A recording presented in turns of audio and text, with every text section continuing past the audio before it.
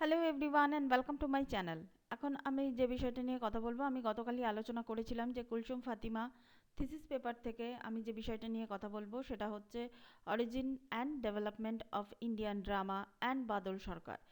তো আজকে এর পরের পার্টটা নিয়ে আমি কথা বলছি, চ্যাপ্টার 2 নিয়ে আমি কথা বলছি।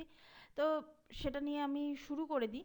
আমরা গতকালে যেখানে থেমেছিলাম সেখানে বিভিন্ন রকমের আমাদের বেদ, উল্টো দিকে যদি রিয়েলিস্টিক ম্যানারে বলি, আলেকজান্ডার থেকে শুরু করে গ্রিক কলোনি থেকে শুরু করে এই সমস্ত জিনিস নিয়ে আমরা কথা বলেছিলাম, এবং লর্ড শিভার আনন্দ তাণ্ডব নিয়ে আমরা কথা বলেছিলাম, নবরস নিয়ে কথা বলেছিলাম। এই সমস্ত জিনিস নিয়ে কিন্তু আমরা কথা বলেছিলাম। এরপর যেটা নিয়ে আমি একটুখানি হিন্ট দিয়েছিলাম আগের ভিডিওতে, সেটা হচ্ছে British Raj. British Raj in the sense আমাদের চোখের সামনে যে ছবিটা চলে আসে সেটা হচ্ছে যে এরকম ধরনেরই ছবি। 1857 সাল থেকেই অ্যাকচুয়ালি অনেক কিছু বদলে গেছিল ব্রিটিশ রাজের ক্ষেত্রে। ওই সময়টা কিন্তু খুব সিগনিফিকেন্ট ছিল। সিগনিফিকেন্ট কেন ছিল সেটা হচ্ছে যে কলোনিয়াল রুল। কলোনিয়াল রুলের সময় কি কি ড্রামা আমরা চোখের সামনে দেখতে পাই এই সময়টাতে, সেটা হচ্ছে নন্দকুমার রায়ের অভিজ্ঞানম শকুন্তলম। এটা আমরা আমাদের চোখের সামনে দেখতে পাই। তো সেই মানে নাটকটার ওপর বেস করে পরবর্তীকালে বই লেখা হয়েছে। সেটা হচ্ছে কালিদাসের অভিজ্ঞানম শকুন্তলম, যিনি লিখেছেন আর কি, মানে কালিদাসই লিখেছিলেন, সেটা অনুবাদ হয়েছে ডক্টর বি.এস. গোয়েল।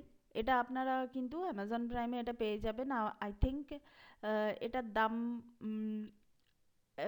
500 থেকে 800-এর মধ্যে হবে এটার দাম। তো সেই অভিজ্ঞানম শকুন্তলম এই বইটাতে যে যে ধরনের আমাদের আদি সময় আমরা জানি যে শকুন্তলা কে ছিলেন সেটা নিয়ে কিন্তু আমাদের এখানে সিনেমাও হয়েছে। আমাদের ভারতবর্ষে সিনেমা হয়েছে, রিসেন্ট টাইমসে হয়েছে, এবং সেটার সেন্ট্রাল ক্যারেক্টার মানে শকুন্তলার ক্যারেক্টারে অভিনয় করেছিলেন সামান্থা। সামান্থাকে আমরা সবাই চিনি। তো মানে সেই সিনেমাটা আপনারা দেখতে পারেন, ওটিটিতে আছে। এক্স্যাক্টলি কোন প্ল্যাটফর্মে আছে সেটা আমার মাথায় নেই, কিন্তু ওটিটিতে ওটা কিন্তু রিলিজ করে গেছে, কারণ আমি দেখেছিলাম কিন্তু ওটিটি থেকে। তো সেখানে শকুন্তলাকে তার সম্বন্ধে কিন্তু খুব সুন্দরভাবে ওখানে ডেসক্রাইব করা আছে। সিনেমাটা ভালো মন্দ নিয়ে কিন্তু আমি এখন কোনো কথা বলবো না। এটা তো গেল কালিদাসের অভিজ্ঞানা শকুন্তলম, সেটা নিয়ে কথা হলো। এরপর আর একটা নাটক খুব ইম্পর্টেন্ট, কিন্তু সেই নাটকটার না আমি না পাণ্ডুলিপি পেয়েছি না পোস্টার পেয়েছি, কিছুই পাইনি। সেটা হচ্ছে কুলিনা কুলসারা ভাষা, মানে কুলীন প্রথা। আমাদের ভারতবর্ষে যে কুলীন প্রথা যেটা ছিল সেটা হচ্ছে যে উত্তর ভারতে আর বিশেষ করে বাংলাতে আগেকার দিনে সেটা হচ্ছে কুলীন যে পলিগ্যামি যে ব্যাপারটা ছিল। পলিগ্যামি ব্যাপারটা মানে কি বহু বিবাহ, এবং উচ্চ বর্ণের লোকেরাই এটা করতো। সেটা পূর্ব ভারতে, উত্তর পূর্ব ভারতে এই জিনিসটা বেশি দেখা গেছিল। তো সেই হিসাবে কুলীন পলিগামি ওপর বেস করে একটা নাটক এখানে লেখা হয়েছিল। আমি কিন্তু এই বইটা কিন্তু আমি আমি কোনো মানে পাণ্ডুলিপি বা বই আমি কিন্তু কিচ্ছু পাইনি এটার সম্বন্ধে।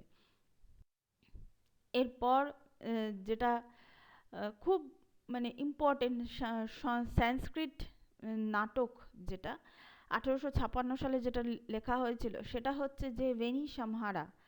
তো এই যে ভেনি সম্হারা মূল বিষয়বস্তুটা কি, সেটা ছিল মহাভারতের যুদ্ধ। এটাও কিন্তু আপনারা যদি চান, আপনারা যদি পড়তে পারেন, এটা কিন্তু অ্যামাজনে কিন্তু আপনারা পেয়ে যাবেন। তো অনলাইনে অর্ডার দিলে এটারও দাম কিন্তু 1000-এর নিচেই, ওই 800-900-এর মধ্যেই কিন্তু এই বইটার দাম। তো মহাভারতের যুদ্ধ, মহাভারতের যুদ্ধে কি কি হয়েছিল সেই সব জিনিস নিয়ে কিন্তু এই বেনি সম্হারা এই নাটকটা এখানে রচনা করা হয়েছিল। এরপর যদি আমরা চলে আসি যে ব্রিটিশের সময় কি শুধুমাত্র নাটকই হতো, অন্য কিছু কি হতো না?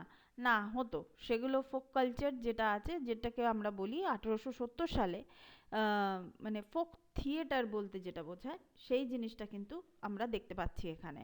ফোক থিয়েটার এটা মানে কস্টিউমটা আপনারা যেটা দেখতে পাচ্ছেন, একটা তো প্রথমটা তো ছিল ওড়িশি ডান্সের, এটা হচ্ছে কথাকলি ডান্সের।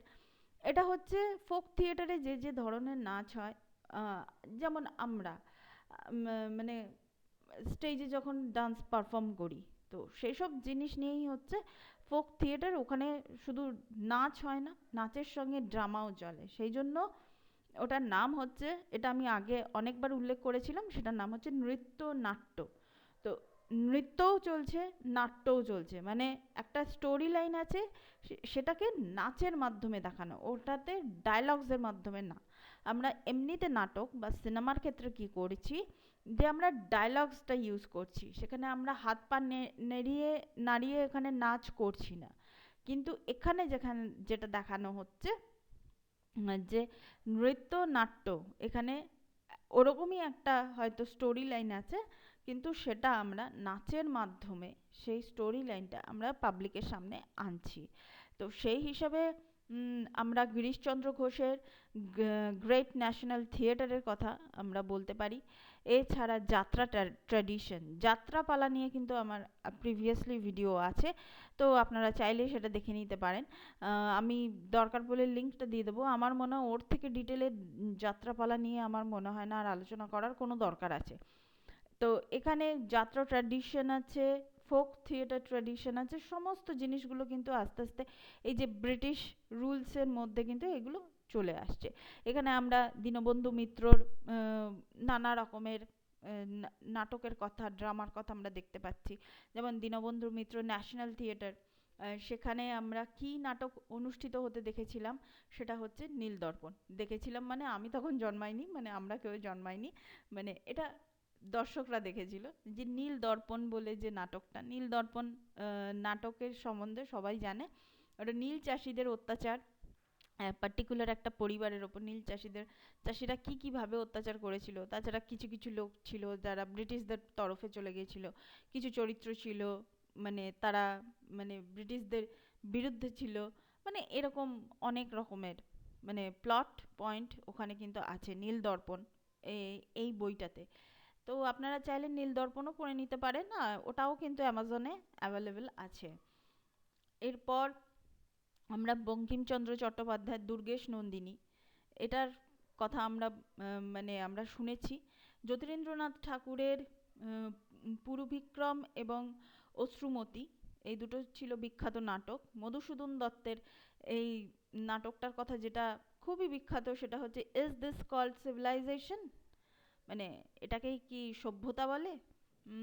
তো এই নাটকটাও কিন্তু খুব সুন্দরভাবে উপস্থাপনা করা হয়েছিল। এইখানে আপনারা যে ছবিটা দেখতে পাচ্ছেন, এটা হচ্ছে যাত্রাপালার ছবি। আমি জাস্ট ছবি দিয়ে ব্যাপারটাকে আমি মানে এখানে আলোচনাটাকে আমি ছোট করে নিচ্ছি, কারণ যাত্রাপালা সম্পর্কে অলরেডি আমার ভিডিও আছে। এটাও হচ্ছে যাত্রাপালার একটা পোর্শন, একটা চরিত্র, মেবি কোনো ভিলেনাস চরিত্রই হবে। এর পরবর্তীকালে আমরা যে বিষয় নিয়ে কথা বলবো, অবশ্যই জোড়াসাঁকোর নাট্য সমাজ। জোড়াসাঁকো মানেই হচ্ছে আমাদের রবীন্দ্রনাথ ঠাকুরের কথা আমাদের মনে পড়ে। রবীন্দ্রনাথ ঠাকুর কে ছিলেন? উনি এক কথায় বলতে গেলে ওনার নাতি, ওনার ছেলে, এইসব বাদ দিন, রবীন্দ্রনাথ ঠাকুর হচ্ছেন একজন গিফটেড আর্টিস্ট আমার চোখে। মানে তার মানে ভগবান যেন, ঈশ্বর বলে যদি কেউ থেকে থাকেন, তাকে যেন মানে মানে ট্যালেন্ট এবং তার লেখনী, তার ছবি, তার গানের সুর থেকে শুরু করে সমস্ত জিনিস যেন তাকে ভরে ভরে দিয়েছিলেন। মানে ওরকম ক্রিয়েটিভ পারসন বোধহয় বাংলাতে আর কোনো দিন, বাংলা কেন ভারতে আর কোনো দিন কেউ জন্মাবে বলে আমার তো মনে হচ্ছে না, মানে হয় না। মানে সেই জন্য আমার কাছে মানে তিনি একজন গিফটেড আর্টিস্ট ছাড়া বাদবাকি তিনি ঠাকুরবাড়ির ছেলে না ছেলে নন, তিনি কে, ওগুলো আমার কাছে কিচ্ছু ম্যাটার করে না। এবং এখানে তিনি যখন নাটক লেখা যখন শুরু করেছিলেন, বাল্মীকি প্রতিভা প্রথম 1877 সালে, এবং 1881 সালে সেটা মানে মঞ্চস্থ করা যখন হয়েছিল। আপনারা হয়তো এই জিনিসটা জানবেন যে জোড়াসাঁকোর ঠাকুর বাড়িতে কিন্তু নাটক মঞ্চস্থ হতো, ওখানে কিন্তু সাহিত্য সভা বসতো। এটা যারা ঠাকুর বাড়ি সম্পর্কে যারা জানেন তারা এটা বুঝতে পারবেন। এখানে কিন্তু ঘরের মধ্যে মানে এই ঠাকুর বাড়ির মধ্যেই কিন্তু মঞ্চস্থ হতো, এরকম নয় যে আলাদা জায়গায় স্টেজ করে ওখানে, নয় সেরকম কিছু নয়, এটা ঠাকুর বাড়িতেই কিন্তু হতো, ওখানে মঞ্চস্থ কিন্তু হতো নাটকগুলো। এবং রবীন্দ্রনাথ ঠাকুর মানে বিভিন্ন রকমের তিনি যে মানে তার লেখনী সেগুলোকে তিনি মানে এমন সুন্দর, ঠাকুরবাড়িতে একটা গ্রুপ, একটা দল তৈরি হয়ে গেছিল, একজন সুর দিচ্ছে একজন লিখছে, মানে বাড়ির ভেতরেই। এবং ঠাকুরবাড়ির অন্দরমহল সম্পর্কে তো অনেকেই জানেন, যারা ঠাকুরবাড়ির অন্দরমহল সম্পর্কে পড়েছেন, আমার ঠাকুরবাড়ির অন্দরমহল নিয়েও কিন্তু আমার ভিডিও আছে। তো যাই হোক, আমি সবগুলো যদি খুঁজে পাই আমি ডেসক্রিপশন বক্সে আমি লিঙ্কগুলো দিয়ে দেবো, আপনারা চেক করে নিতে পারেন। তো ঠাকুরবাড়ি নিয়ে কথা বলা মানে একটা যেন আলাদা রকমের মানে একটা জিনিস চলে আসে। হ্যাঁ, যদিও যে রিসার্চ নিয়ে আমি কথা বলছি তিনি ঠাকুরবাড়ি নিয়ে কথা বলেছেন বটে, তিনি পার্টিকুলার রবীন্দ্রনাথকে নিয়েই তিনি বলেছেন, কিন্তু আমি যদি বলি তাহলে ঠাকুরবাড়ির বাকিরাও বা বাদ বাদ থাকবে কেন, কেন জ্যোতিরিন্দ্রনাথ ঠাকুর, তাহলে তো ঠাকুরবাড়ির সঙ্গে যদি জ্যোতিরিন্দ্রনাথ ঠাকুরের নামও যদি আমরা করি তাহলে তো অটোমেটিক্যালি সেখানে নটি বিনোদিনীও চলে আসবে। তো জ্যোতিরিন্দ্রনাথ ঠাকুরের সঙ্গে নটি বিনোদিনীর মানে ওনার লেখা নাটকে নটি বিনোদিনীও অনেক কিছু মঞ্চস্থ তিনি করেছেন, নাটক। তো সেই হিসাবে তো নটি বিনোদিনীর নামও চলে আসবে, দেখা যাক। আমি এই এই অবধি আমি আর কি আজকে পর্যন্ত আমি এইটুকুই পড়েছি, কালকে থেকে ঠাকুরবাড়ির যে নাট্য সমাজ সেটা নিয়ে কথা হবে। চেষ্টা করব যাতে খুব বেশি লিঙ্গার না হয়, কারণ এই ধরনের জিনিস আমার মনে হয় না সবার জন্য, মানে আমার চ্যানেলে তো অনেক রকমের লোক আছেন, নানা রকমের লোক আছেন, তাদের বিভিন্ন রকমের টেস্ট, আমি সবার টেস্টকেই খুব সুন্দরভাবে সম্মান দিতে পারি।